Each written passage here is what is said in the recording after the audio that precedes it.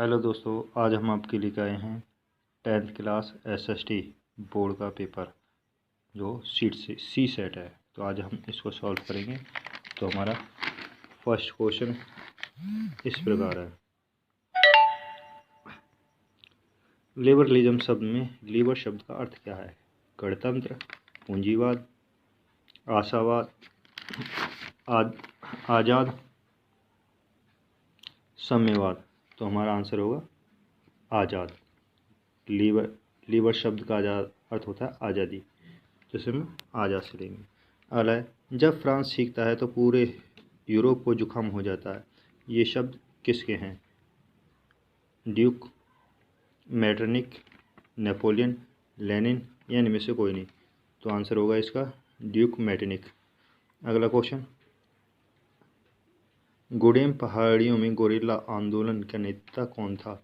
बाबा रामचंद्र, जवाहरलाल नेहरू, अल्लूरी सीताराम राजू या महात्मा गांधी। तो इसका सही आंसर होगा अल्लूरी सीताराम राजू। अगला क्वेश्चन, हिंद स्वराज पुस्तक के लेखक कौन है? BR अम्बेडकर या महात्मा गांधी जी। तो आंसर होगा महात्मा गांधी जी। अगला, सुलेखन क्या है? तो सुलेखन एक ऐसी रचना है जिसमें हम सुंदर एवं कलात्मक रूप से लिखाई लिखते हैं, उसे हम सुलेखन कहते हैं। अगला क्वेश्चन,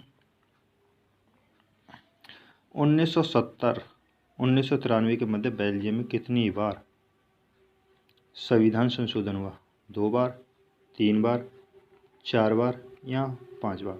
तो आंसर होगा हमारा 2 बार संशोधन हुआ। अगला क्वेश्चन, बेल्जियम में फ्लेमिश क्षेत्र में कौन सी भाषा सबसे ज़्यादा बोली जाती है?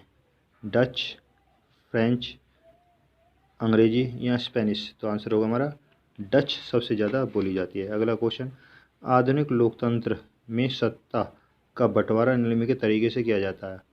सरकार के विभिन्न अंगों के बीच, सरकार के विभिन्न सत्रों के बीच, विभिन्न सामाजिक समूहों के बीच या उपरोक्त सभी। तो आंसर होगा उपरोक्त सभी। अगला क्वेश्चन, भारतीय संविधान में कितनी सूचियां हैं? 2, 3, 4 या 5। तो आंसर होगा 3 सूचियां, संघीय सूची, राज्य सूची और समवर्ती सूची। अगला क्वेश्चन, ग्रामीण स्थानीय सरकार को अन्य किस नाम से जाना जाता है? राज्य सरकार, ग्राम पंचायत, पंचायती राज या केंद्र सरकार। तो आंसर होगा पंचायती राज। क्वेश्चन नंबर 11,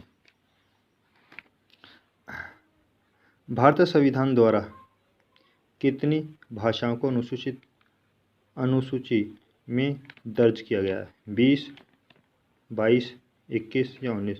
तो आंसर होगा हमारा 20 भाषाओं को।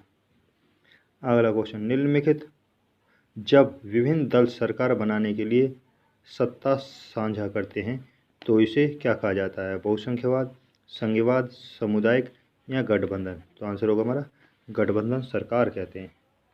अगला क्वेश्चन, भारतीय चुनाव आयोग के अनुसार भारत में कितने राष्ट्रीय दल हैं? तो इसमें पूछा है चुनाव आयोग के द्वारा, इसमें वर्तमान का नहीं पूछा, तो इसलिए 6 हैं, 7 हैं, 8 हैं या 9 हैं। तो आंसर होगा हमारा 7।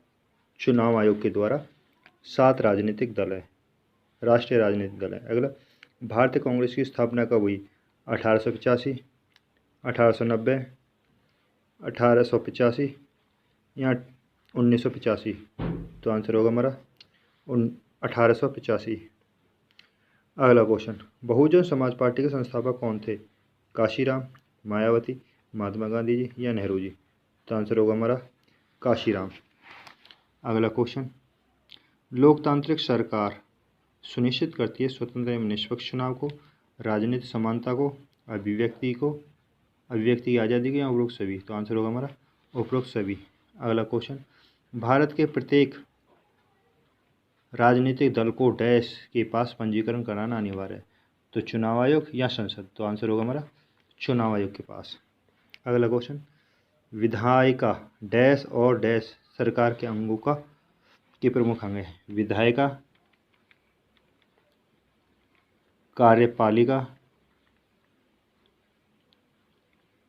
और न्यायपालिका।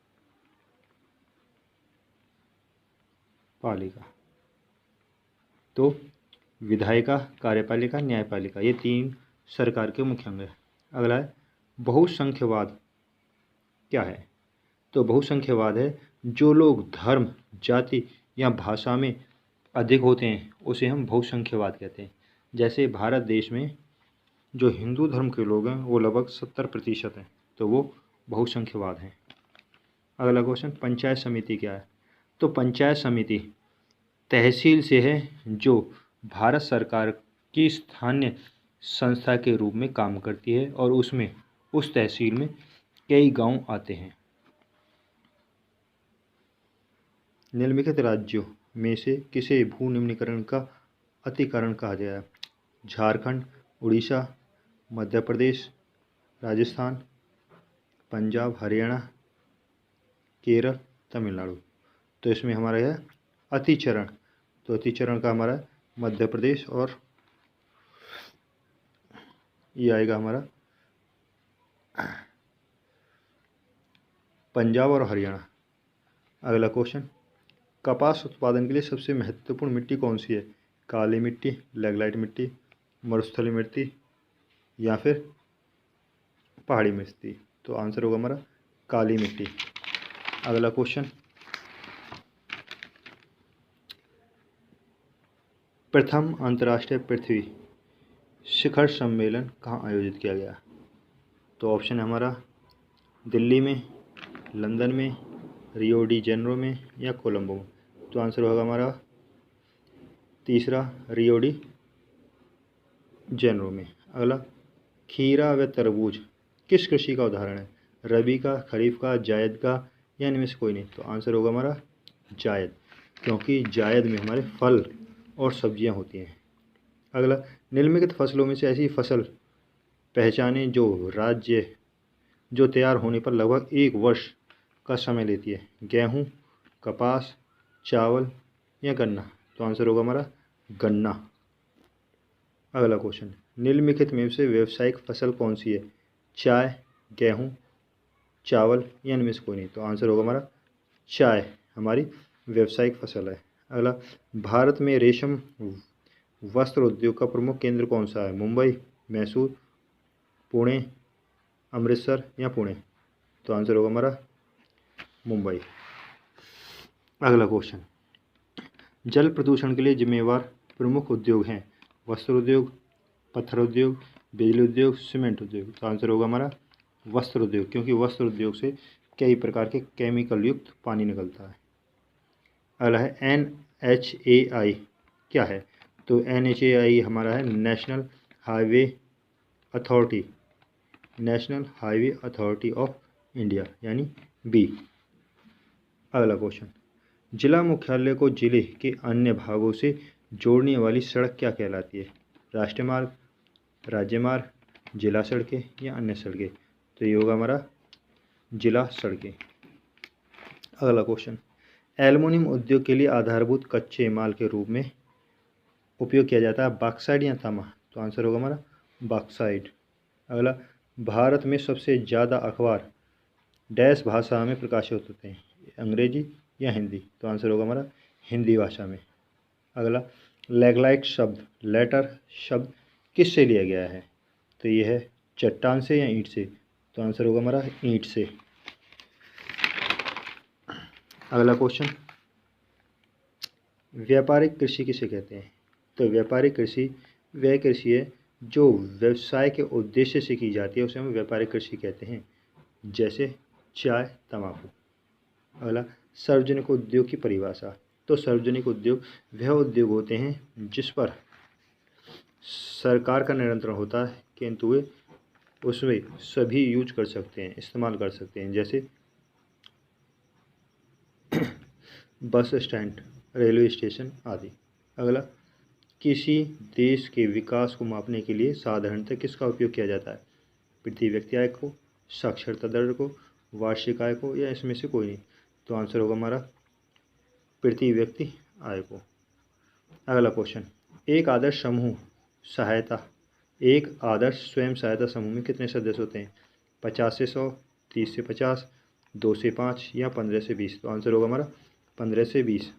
अगला, सरकार द्वारा व्यापार के प्रतिबंधों व बाधाओं को हटाना क्या कहलाता है? तो जब सरकार द्वारा व्यापार पर प्रतिबंध और बाधाओं को हटाया जा रहा है तो निजीकरण होगा, वैश्वीकरण होगा, उदारीकरण होगा, औद्योगिकरण होगा। तो आंसर होगा हमारा उदारीकरण। अगला क्वेश्चन, WTO से क्या अभिप्राय है? तो WTO को हम बोलते हैं वर्ल्ड ट्रेड ऑर्गेनाइजेशन। हिंदी में इसे बोलेंगे हम विश्व व्यापार